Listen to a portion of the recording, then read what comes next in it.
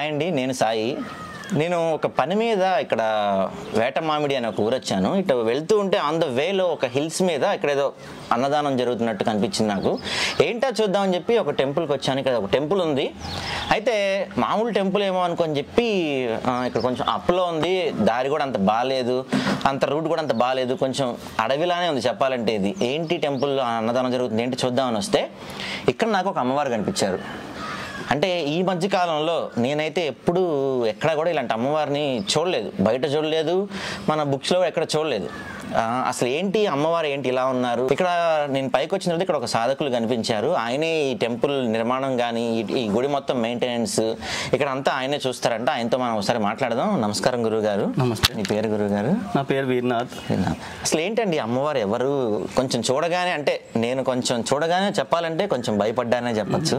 ఎందుకంటే అమ్మవారి తలలు చేతులు ఉన్నాయి, అంటే క్షుద్ర పూజలు జరుగుతాయి. ఇక్కడ ఏంటి అసలు అమ్మవారు? మీరు అనుకున్నట్టు ఇక క్షుద్ర పూజలు కానీ ఇవి క్షుద్ర దేవత కాదండి. ఈమె పేరు వచ్చి చిన్నమస్త. ఈమె పేరు వచ్చి ఈమె మన భారతదేశంలో ప్రచండ చండిక, వజ్ర చండిక, రుద్ర చండిక, రౌద్ర చండిక అనే పేర్లతో ఉత్తర భారతదేశంలో బాగా ఉపాసకులు ఈమెను ఉపాసన చేస్తూ ఉంటారు. ఈమెను నేపాలీ తాంత్రికులు అంటే బౌద్ధులు వజ్ర వైరోచిని, వజ్ర యోగిని, చిన్ముండ, వజ్ర దాకిని అనే పేర్లతో బౌద్ధ తాంత్రికులు ఉపాసన చేస్తూ ఉంటారు. ఈమె రూపం రౌద్రం, కానీ భక్తుల పాలిత ఈమె కొంగు బంగారం. ఈమె రూపం ఏంటంటే ఒక చేతిలో ఖడ్గం, ఇంకో చేతిలో ఖండించబడిన శిరస్సు, అమ్మవారి ఇరువైపుల డాకిని, వన్నిని. వీరు యోగిని దేవతలు. ఈ డాకిని, వన్నిని అనే దేవతలు యోగినీలు గుడు మండలానికి అధిష్టాన యోగిని దేవతలై ఉన్నారు. ఈమె రతి మన్మధులు అతి భయంకరమైన రతి భంగిమలో ఉన్న రతి మన్మధులపై నిలుచుని ఉంటుంది. ఈమె రూపం భయంకరం తప్ప చూడడానికి రౌద్రంగా ఉంటుంది, కానీ భక్తుల పాలిత కొంగు బంగారం. ఈ రతి మన్మధులపై ఈమె ఎడమకాలు ముందుకు వేసి కుడికాలు వెనక్కి వేసుకుని నిలుచుని ఉంటుంది. దీనికి అర్థం మన ప్రాచీన కాలం నుంచి వస్తున్నది ఏంటంటే, మీరు ఇప్పుడు ఎక్కడికైనా పని మీద వెళ్ళారనుకో, మీ ఇంట్లో పెద్దలు ఏం చెప్తారు? కుడికాలు ముందుకు వేసుకెళ్ళండి, లేదు దాన ధర్మాలు ఏం చేసినా కుడి చేతితో చెయ్యండి అని చెప్పి అంటారు. ఈమె అన్నిటికీ వాటికి కూడా అతీతమైన శక్తి కాబట్టి ఈమె ఎడమకాలు ముందుకు వేసి కుడికాలు వెనక్కి వేసి, అంటే ఎడమకాలుతో ముందుకు దూకినట్టు ఈమె భంగిమ ఉంటుంది. ఈమె పూజా విధానం అదంతా ఎలా జరుగుతుందండి? ఈమె ఏంటంటే ఒక చేతితో ఖడ్గాని, ఇంకో చేతితో ఖండించబడిన శిరస్సు. చిన్నమస్త అంటే చిన్న అంటే ఖండించబడిన, మస్త అంటే శిరస్సు. ఖండించబడిన శిరస్సుని కలిగిన అమ్మవారు కాబట్టి ఈమె చిన్నమస్త అంటారు. ఈమె శరీరం నుంచి 3 రక్తదారులు వస్తుంది. ఒకటి దాకిని అనే యోగిని దేవతకి, రెండోది వన్నిని అనే యోగిని దేవతలకి, మూడోది స్వరక్తాక్షరి అంటే తన రక్తాన్ని తానే తాగే దేవత కాబట్టి ఈమె రక్తాక్షరి అనే పేర్లతో కూడా తాంత్రికులు కానీ ఉపాసనలు కానీ ఈమెను పూజ చేస్తూ ఉంటారు. ఇప్పుడు ఈ అమ్మవారిని మామూలుగా మన ఇంట్లో కూడా పూజ చేయొచ్చా అండి? ఎటువంటి సందేహం లేదండి.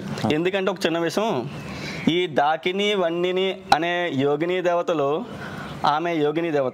ఈమె ఒకనొకప్పుడు మందాకిని నదిలో స్నానం చేస్తుండగా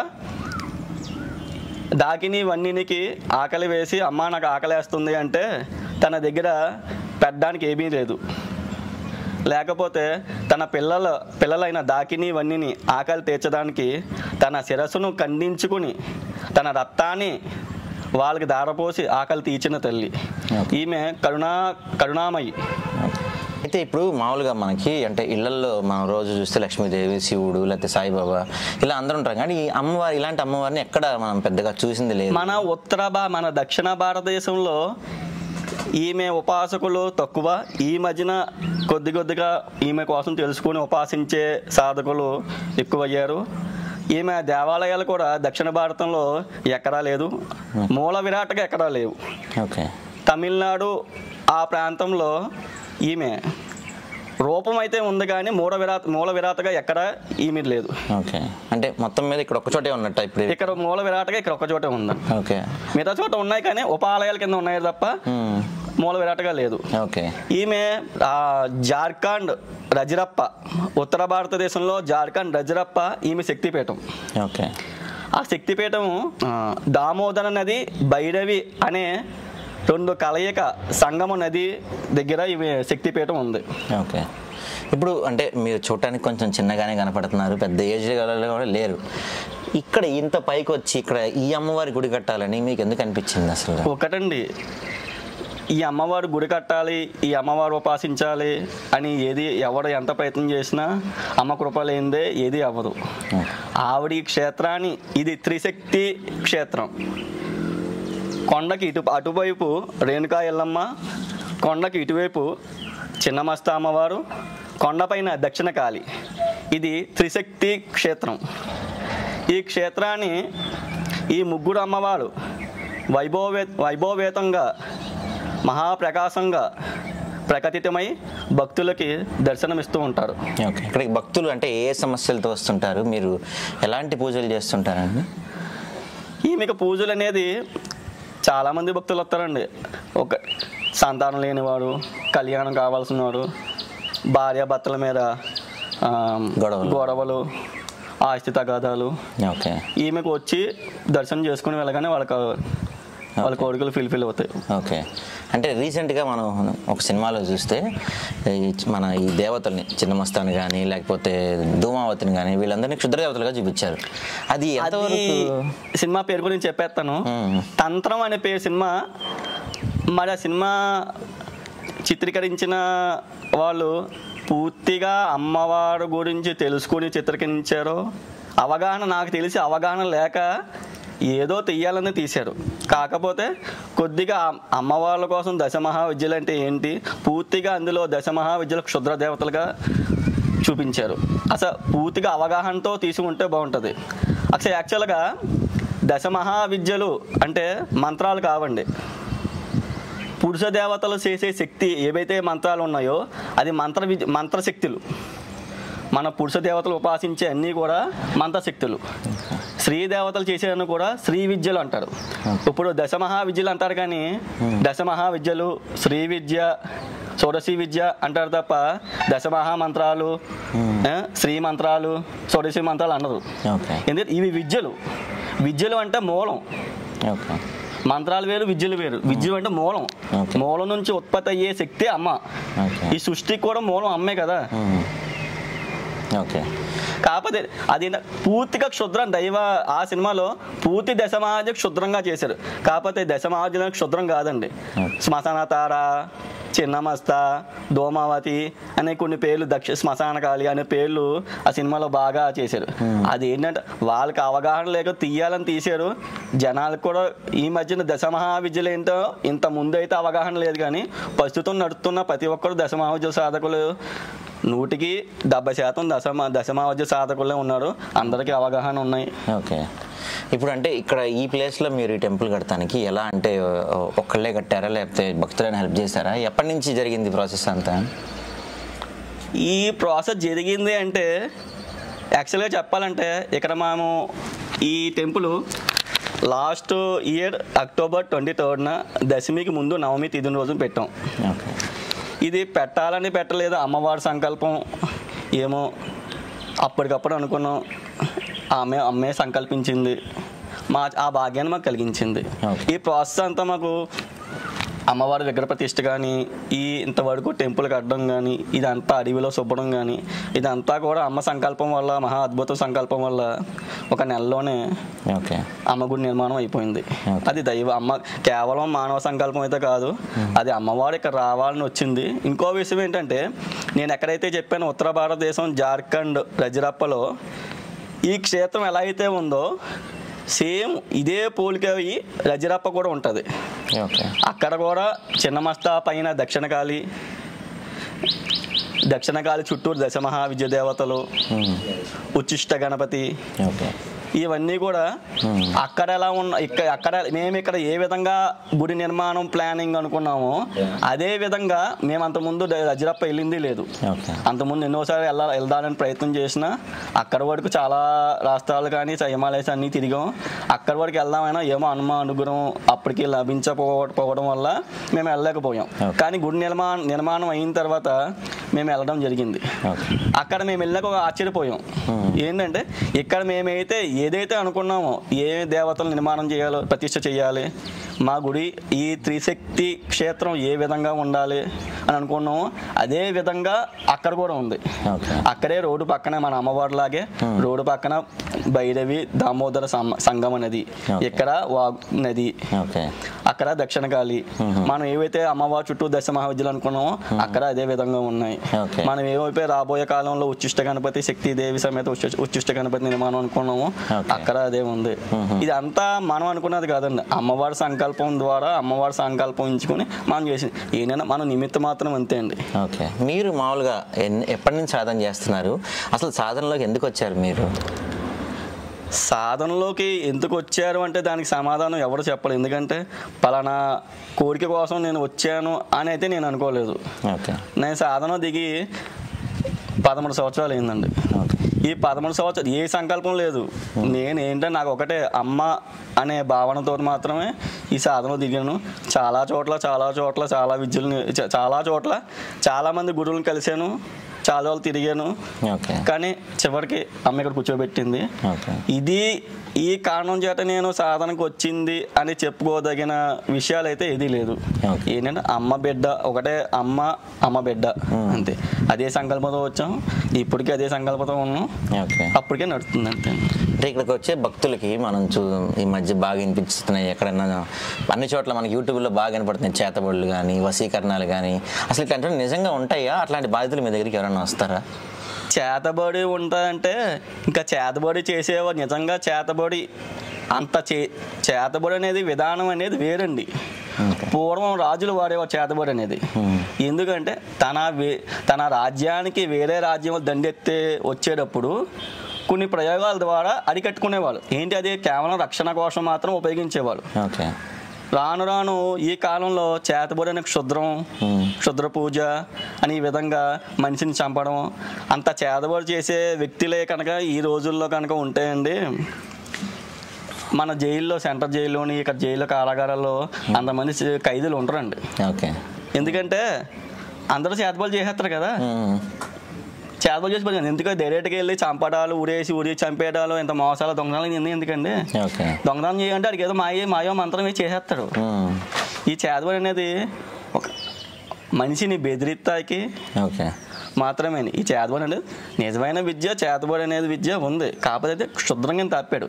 ఏదైనా అది చేతబడి కాదు, అది ఒక విధానం, మంత్రశక్తి విధానం. దాన్ని మనం ఉపయోగించే విధానం పెట్టి ఉంటుంది. మీరు అది ఏ విధానం సరే, సపోజ్ మీకు చాకే ఉందనుకోండి, ఆ చాకును మీరు కూరగాయలు కోస్తా అంటే కూరగాయలు వస్తుంది, లేదు పక్కన చంపుతాను పక్కన చంపుతుంది. మంత్ర విద్య అంతే. ప్రత్యేకంగా ఇది ఒకటే చేతబడి చేస్తుంది, క్షుద్ర విద్య ఉన్నది అంటే ఏది లేదు. అలాగైతే ప్రతి విద్య క్షుద్ర విద్య అంటాడు. అయితే ఈ మధ్య మనం విరివిగా వింటున్న మాటలు, ఎక్కడ చూసినా దెయ్యం పట్టింది మా అమ్మాయికి, లేకపోతే అక్కడ దెయ్యాన్ని చూసా, ఇక్కడ దెయ్యాన్ని చూశాను, అట్లా. అసలు నిజంగా దెయ్యాలు అనేవి ఉన్నాయా? దెయ్యాలు అనేది అది వాళ్ళ నమ్మకాన్ని పెట్టి ఉంటుందండి. మేమైతే నమ్మం. ఎందుకంటే దెయ్యాలు ఉంటే మేము శ్మశానంలో తిరుగుతాం, శ్మశానంలో సాధన చేసుకుంటాం, పట్టుకుంటే మమ్మల్ని ముందు పట్టుకోవాలి. ఇలాంటి అరణ్య ప్రాంతంలో ఎన్నో నిజంగా ఉంటాయి. ఇలాంటి అరణ్య ప్రాంతంలో చాలా దెయ్యాలు ఉంటాయి. వస్తే మమ్మల్ని పట్టుకోవాలి, ఇక్కడికి వచ్చే భక్తులను పట్టుకోవాలి కదా, అదంతే లేదు. అది ఏంటంటే వాళ్ళొక ఫీల్, నాకేదో అయిపోతుంది. ఇప్పుడు దారిలో వెళ్ళినప్పుడు ఏ గుడ్డు నిమ్మకాయ నల్లగొడ్డ తీసుకు చూసారు అనుకోండి, నాకేదో వచ్చేసింది అనే ఫీల్ తోటి వాళ్ళు బాధింపబడతారు తప్ప నిజంగా అనేది దెయ్యాలు అనేది మనిషిని పీడించు. ఎందుకంటే వారి రీఫార్మేషన్ లో అవి ఉంటాయి, మనల్ని పీడిస్తూ కూర్చునేది నిజం కాదు. కాకపోతే కొన్ని ఉన్నాయి, అది మనం చెప్పుకోవద్దని కాదు. ఎందుకంటే మైండ్లో ఇప్పుడు మీరు వచ్చారండి, ఓ డాక్టర్ ఉన్నాడు, ఓ డాక్టర్ దగ్గరికి ఒక గుండె జబ్బుతో పేషెంట్ వచ్చాడు. ఆ డాక్టర్ నువ్వు రేపు చచ్చిపోతావరా అన్నావు అనుకోండి, అది ఇప్పుడే చచ్చిపోతాడు. ఎందుకంటే భయం కదా అడిగి. లేదు బతుకుతావు అంటే నిజంగా చచ్చే వరకు బతుకుతాడు 2-3 రోజులు. అదే విధంగా ఒక భయం అంతే అండి. ఒక భయం, దెయ్యం అనేది ఒక భయం. దాన్ని అంత పరిగణనలోకి తీసుకోవాల్సింది ఈ కాలం జనరేషన్ లో చాలా మందికి అర్థమవుతున్నాయి. అయితే ఈ కాలంలో చాలా మంది మేము గాల్లో నిమ్మకాయలు ఎగరేస్తాం, అసలు మేము నీళ్ళ మీద నడుస్తాం, అసలు మేము అఘోరీలము, మాదంతా అఘోరీలు అని చెప్పి ఈ మధ్య చాలా మంది తిరుగుతున్నారు. అసలు నిజంగా ఈ మ్యాజికల్ చేయటాలు, ఈ అఘోరాలు వీళ్ళంతా నిజమేనా? అసలు మ్యాజిక్లు వేరు, అఘోరాలు వేరండి. అఘోరులు వేరు. అఘోరులు అంటే అన్నీ వదిలేసుకుని శ్మశానంలోని అరణ్యంలో కూర్చుంటారు. ఎందుకంటే వాళ్ళకి ఏం అవసరం లేదు. వాళ్ళకి ఏంటంటే అమ్మే శాశ్వతం, ఆ శివుడే ప్రపంచం అనే విధంగా ఉంటారండి. వాళ్ళు బయటకు వచ్చి నిధులు తీయడాలు, మేము అఘోరీలు అని చెప్పి నిధులు తీయడాలు, నిమ్మకాయ లేపడాలు, నేను నీటిలో నడుస్తామని మాయ మాటలు చెప్పడాలు, ఇవన్నీ చేసేది అఘోరీలు మాత్రం అఘోరీలు చేయరండి. ఏంటంటే బయట కొంతమంది సాధకులు కొంత విద్య నేర్చిన వాళ్ళు ఏంటంటే వాళ్ళని డబ్బుల కోసం ప్రదర్శన చేస్తూ ఉంటారు. సో అసలు అఘోరీలు నిజంగా అయితే మన మధ్య తిరగరు. అఘోరీలు అనేది వాడు ఏకాంతంగా ఉండాలనుకుంటాడు. వాడు ఏకాంతంగానే ఉంటాడు. అఘోరి అనేది ఒక సాంప్రదాయమే కాదు, ఒక తత్వం అనేది. అఘోరి అనేది తత్వం. ఇప్పుడు ప్రతి ఒక్కడు నేను అఘోరి సాధన చేశాను, నాకు ప్రస్తుతం గురువులు కూడా కొంతమంది అఘోరి గురువులు ఉన్నారు, నేను అఘోరి సాధన చేశాను. తమిళనాడు కాశీలో కొంతమంది నా గురువులు ఉన్నారు, నేను అఘోరి కాకపోతే నేను అఘోరి కాదండి. అఘోరి అంటే 21 సంవత్సరాలు పడుతుందండి అఘోరి పూర్తి చేసి సంపూర్ణ అఘోరి అవ్వాలంటే. అఘోరి సాధన చేస్తున్నప్పుడు మీరు కూడా శవాల వెతికినారండి? చెప్పానండి. అఘోరి అనేది పూర్తిగా అవ్వాలంటే 21 సంవత్సరాలు పడుతుందండి. దానికి ఒక స్టెప్ బై స్టెప్ ఉంటుందండి. రాగానే నేను దీక్ష తీసుకుంటానని రాగానే నల్లబట్టలు వేసారండి. నల్లబట్టలు వేసి కపాలమాలు వేయరండి. దానికి ఏంటంటే ముందు మంత్రదీక్ష చేసి వాడు కుటుంబంలో ఉంటూ వాడి కుటుంబాన్ని బాధ్యతలను ఫుల్ఫిల్ చేసుకుని రమ్మంటాడు. అంతే తప్పండి వచ్చిన వాళ్ళందరికీ నువ్వు భార్య పిల్లలు వదిలేసి నువ్వు అఘోరిలో కలిసిపో అని చెప్పేసి ఏ గురువు కూడా చెప్పరండి. ఎందుకంటే స్టెప్ బై స్టెప్ ముందు మంత్ర సాధన ఇచ్చి వాడు నిజంగా కుటుంబంతో ఉండి తన బాధ్యతలు, భార్య పిల్లలు అనే బాధ్యతలు అంటే పెళ్ళైన వాళ్ళ కోసం చెప్తాను. పెళ్లి కాని వాళ్ళు డిఫరెంట్. అది పెళ్ళైన వాళ్ళు తన ఫ్యామిలీ ఫుల్ఫిల్ చేసి 2వ స్టెప్కి బయటకు వచ్చి తెల్లబట్టలు వేస్తారండి. 3వ స్టెప్కి ఏంటంటే వాళ్ళు సాధన స్థితిగతులు పెట్టి వాళ్ళు నల్లబట్టలు ఇవ్వాలా, కాషాయం ఇవ్వాలా అని గురు నిర్ణయంతో శ్మశానానికి పంపించాలా, అరణ్యానికి పంపించాలా, ఏ సాధన చేయాలి అనే గురు గైడెన్స్లోకి వెళ్ళిపోతారు. అంతా చేసి కూడా వాళ్ళు అఘోరి అయిపోరండి. పూర్ణ అఘోరి అవ్వాలంటే 21 సంవత్సరాలు పడుతుందండి. అదే మనం ఇందాక మీరు అంటున్నట్టు అఘోరి సాధనలో ఈ శ్మశానంలో కూర్చొని సాధన చేయటాలు, శవాలను తింటారు, ఇట్లాంటివి ఉంటాయండి నిజంగానే? మనం ఇందాక నుంచి విన్నట్టు, చాలా చోట్ల విన్నట్టు ఈ అఘోరి సాధనలో శ్మశానాల్లో సాధన చేయటం, శవాలని తింటాం, ఇట్లాంటివి జరుగుతాయండి నిజంగా? ఈ అఘోరి సాధన శ్మశానంలో ఉండడం, శవాలు తినడం అని చెప్పేసి అనేది ఇది గుప్తం అండి. అలాగని చెప్పి తింటారని కాదు, ఇది గుప్త విద్య. ఇది ఏంటంటే గుడు ఆధ్వర్యంలో గుడు పర్మిషన్, గుడు ఆజ్ఞ మేరకు కొన్ని బయట పెట్టాల్సి వస్తుంది, కొన్ని పెట్టకూడని ఉంటాయి. అంటే పూర్తిగా గుడు ఆజ్ఞ ప్రకారం వెళ్ళిపోతుంది ఇందులో. సరే, ఇప్పుడు మనం చిన్నమస్త అమ్మవారి గురించి తీసుకుంటే అమ్మవారి సాధన ఎలా చేస్తారు మీరు? అంటే ఇక్కడ గుళ్ళో చేస్తారా? అమ్మవారికి కూడా శ్మశాన సాధనలు ఏమైనా ఉంటాయా? అమ్మవారు కూడా కొన్ని విధానంలో గుళ్ళో చేసేవి ఉంటాయి, ఇక్కడ ఇలా గుళ్ళో చేసేవి ఉంటాయి, కొన్ని విధానం అరణ్యంలో చేసేవి ఉంటాయి, కొన్ని విధానం శ్మశానంలో చేసేవి ఉంటాయి. అదే ఒక్కొక్క కామ్యం పెట్టి అమ్మవారు అందరికీ ఒకలా యాప్ట్ అవ్వరు కదండి. ఇప్పుడు నాకు పడే ఫుడ్ మీకు పడాలని లేదు కదా. అలాగా అమ్మ ఏ విధంగా యాప్ట్ అవుతుందో ఆ విధంగా సాధకులు అనేది వెళ్ళిపోయి ఒక సాధన చేసుకుంటాడు. ఇప్పుడు చోట అనేది ఉండదు. అదే ఇప్పుడు మీరు చెప్తున్నారు కదా, మీ సాధనలో కూడా శ్మశానంలో చేయాల్సి రావచ్చు అంటున్నారు కదా, అసలు ఎందుకు శ్మశానం చూస్ చేసుకుంటారు? ఈ సాధకుడు శ్మశానంలో ఎంచుకోవడానికి కారణం ఏంటంటే అండి, మెయిన్ అక్కడ ఎవరి గోళ ఉండదు.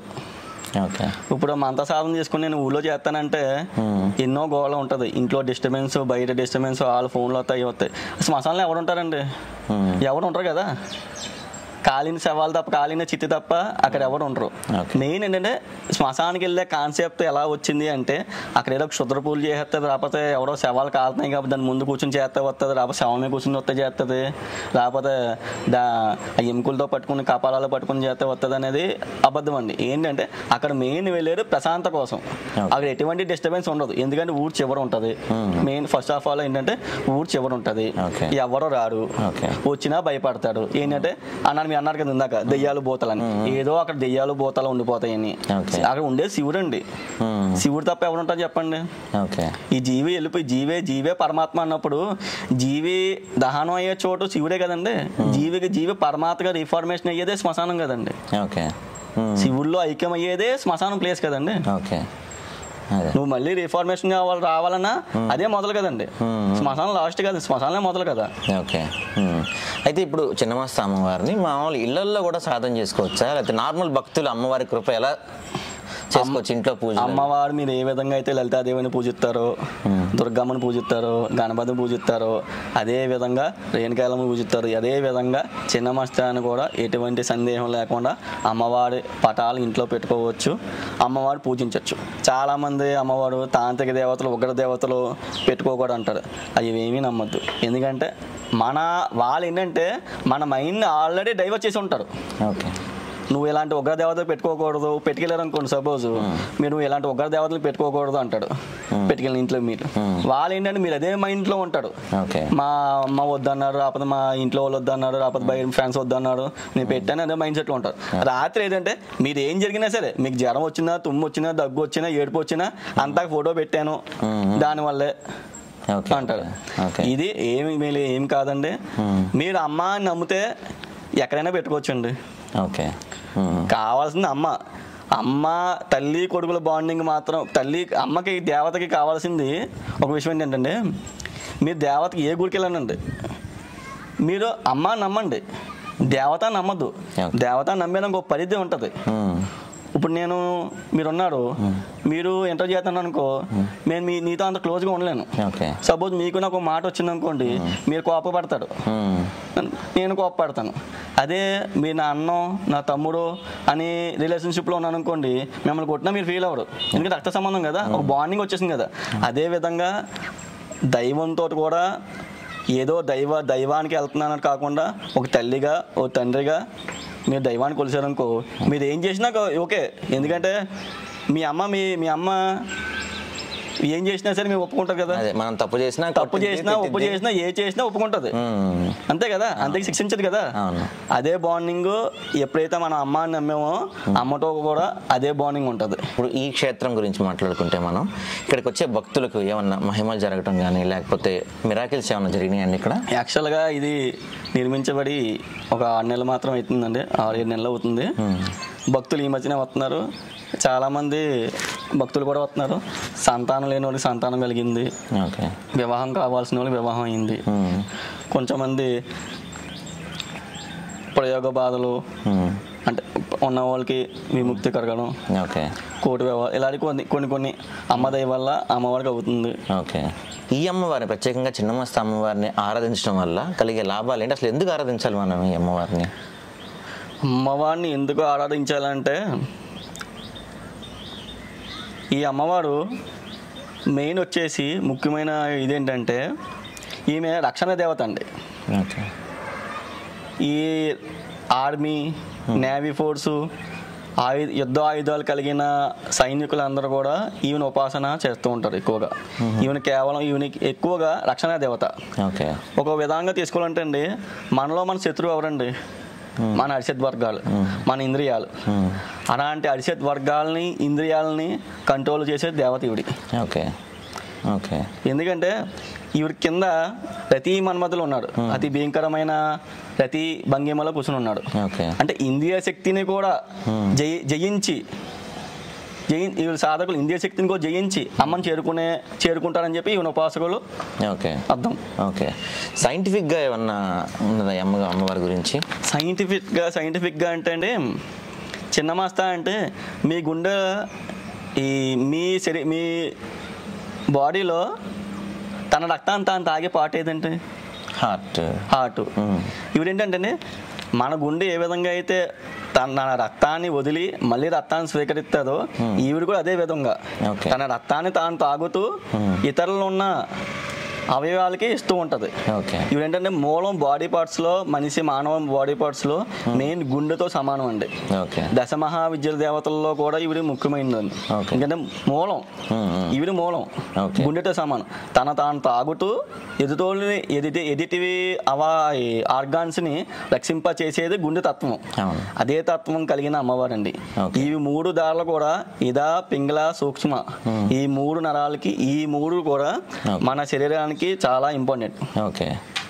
ఇప్పుడు ఈ వీడియో చూసి ఎవరన్నా భక్తులు కానీ లేకపోతే కొంతమంది ఇంట్రెస్ట్ ఉన్న వాళ్ళు చిన్నమస్త సాధన చేయాలనుకున్న వాళ్ళకి ఇట్లా అరణ్యాలకు రావటం లేకపోతే ఎక్కడైనా దూరంకి వెళ్ళి కూర్చొని కుదరదు, సిటీలో హైదరాబాద్ లాంటి చోట ఉండేవాళ్ళు చేసుకోవాలంటే అమ్మవారి సాధన చేసుకోవాలంటే మీ గైడెన్స్ ఉంటుందా వాళ్ళకి? ఒకటండి, అమ్మవారు సాధన చెయ్యాలి అంటే మానవ మాతల గైడెన్స్ కాకుండా అమ్మ ఆజ్ఞ ఉండాలండి. ఓకే. నా బిడ్డ నేను ఇంకా దగ్గర చేర్చుకోవాలి, నా ఉపాసన ఇవ్వాలి అన్న అమ్మ అనుగ్రహం ఉంటే నా వంతుగా అమ్మ తరపున నేను ఏం చేయగలను చేస్తాను. ఓకే. ఇది అరణ్యంగా కాకుండా ఇందాక చెప్పాను నేను, అమ్మవారి సాధన విధానాలు పెట్టి ఆచారాలు పెట్టి వివిధ విధానాలతో వివిధ ఆచారాలతోటి అమ్మవారి సాధన ఉంటుంది. మన ఈ భావ్య ప్రపంచంలో ఏంటంటే ఇప్పుడు ప్రతిరోజు పనికి వెళ్తే కానీ అవ్వదు. మనం అన్నీ మానేసి గుళ్ళో కూర్చుంటాను నేను సాధన చేస్తా అంటే భార్య పిల్లల్ని ఎవరు పోషిస్తారు? మెయిన్ ఆ కర్తవ్యం నెరవేర్చండి. మెయిన్ అది చూసుకుంటూ అమ్మవారి సాధన ఉండాలని అనుకున్న వాళ్ళు నిజంగా అమ్మ ఆజ్ఞ ఉంటే కనుక వాళ్ళు తగినట్టుగా నేను ఇవ్వడం కాదు, అమ్మే దారి చూపిస్తుంది. ఇక్కడికి వచ్చిన వాళ్ళకి అమ్మే దారి చూపిస్తుంది. అది నా విధంగా అమ్మేస్తుందా నేనేస్తాదా అది వేరే విషయం. అమ్మే దారి చూపిస్తుంది. మెయిన్ ఉండాల్సిన అమ్మ అనుగ్రహం, అమ్మ ఆజ్ఞ. అదే. చాలా థ్యాంక్స్ అండి. నేను ఈ షార్ట్ టైంలో అంటే హడావిడిగా వెళ్తూ మిమ్మల్ని ఇబ్బంది పెట్టాను, అడగగానే మీరు ఇన్ని చెప్పినందుకు థ్యాంక్స్. ఒకరోజు మళ్ళీ పూర్తి స్థాయిలో పొద్దున్న సాయంత్రం దాకా మీ విధానాలు ఎలా ఉంటాయి, పూజ ఎలా ఉంటుంది, అది మొత్తం కూడా నేను మళ్ళీ ఇంకో రోజు తీసుకుంటాను. చాలా థ్యాంక్స్. జయ మాత.